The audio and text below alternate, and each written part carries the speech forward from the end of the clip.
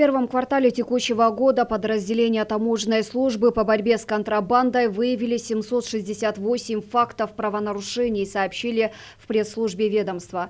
Из них 693 факта были зарегистрированы в едином реестре нарушений. По заведенным делам взыскано штрафов на сумму почти 3 миллиона сомов и уплачено таможенных платежей на сумму свыше 13,5 миллионов сомов. Также 75 фактов зарегистрировано в едином реестре преступлений и проступков, по которым нанесенный ущерб возмещен в сумме более 33,5 миллионов сомов. В рамках мероприятий по предупреждению и пресечению таможенных правонарушений были доначислены и уплачены платежи в сумме 26 миллионов 300 тысяч сомов. Кроме того, по итогам деятельности в первом квартале этого года дополнительные поступления в бюджет составили 76 миллионов 400 тысяч сомов. В сравнении с показателями аналогичного периода прошлого года выявляемость выросла на 58% и на 52,7% или на 26 миллионов 400 тысяч сомов выросла сумма дополнительных поступлений в бюджет.